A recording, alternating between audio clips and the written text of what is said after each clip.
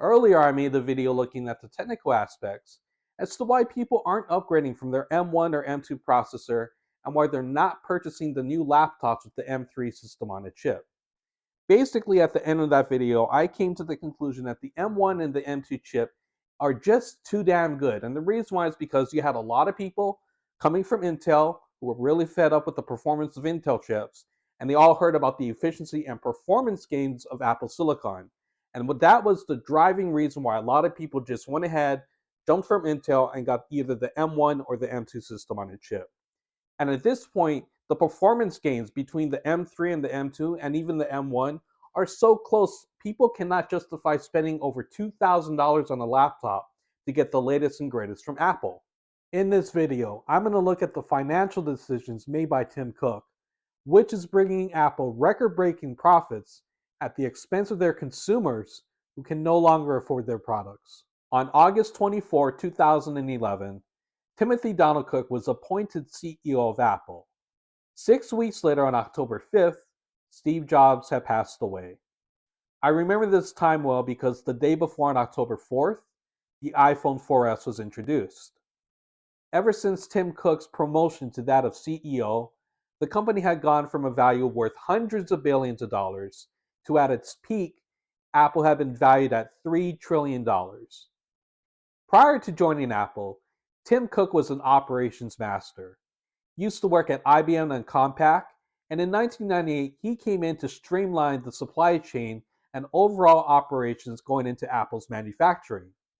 Because of that, he knew exactly what to do to maximize profit during his tenure as COO. Years ago, when Steve Jobs was in charge of the company, Apple devices would come with useful accessories, and in the case of the computers, they would be user upgradable. For example, when the iPhone 2G first came out in 2007, the box included a dock, power cable, AC adapter, fingertips, and the Apple stickers. Under the leadership of Tim Cook, the size of the box decreased considerably, and all you get in this is the USB cable, you don't get a power adapter, and of course the phone itself. So that is just one example of Tim Cook streamlining the packaging and operations when it comes to shipping Apple's most popular product, the iPhone. The beginning of the end of user upgradability for Apple's computers came with the 2012 Retina MacBook Pro. Prior to that, in the unibody models, it was easy to upgrade the RAM, you could swap out the hard drive for an SSD, and it wasn't too hard to replace the battery. However, in the Retina MacBooks, they started to solder RAM directly onto the logic board. The SSD used the proprietary connector, and they even started using pentalobe screws to make it harder to get into the case. With the introduction of Apple Silicon, Apple has the ability to lock down every single component of their computers. In the previous Intel models, you could still upgrade the SSD by using an adapter. However, in all of Apple's current machines, the flash modules are soldered directly onto the motherboard. The RAM is a unified memory architecture that's soldered directly onto the chip, and there are no more GPUs that you can upgrade on your own. So in the case of even Apple's modular machines, such as the Mac Studio or the Mac Pro, your choices are really limited, even if you're spending over $6,000 to get an upgradable Mac Pro, because the core system components are completely locked down by Apple. Because of Apple's closed system to system upgrades, Apple can charge their customers anything they want. For example, to go from 18 to 36 gigabytes of RAM in Apple's newest MacBook Pros, you're going to have to pay $400 for the upgrade. To do a 16 to 32 gigabyte upgrade in the standard PC laptop, you only have to pay $30 for the chip.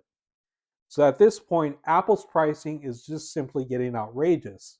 And I think this is a striking accord with all of their customers because so many people are citing price as the primary reason not to upgrade to the newest MacBook Pros.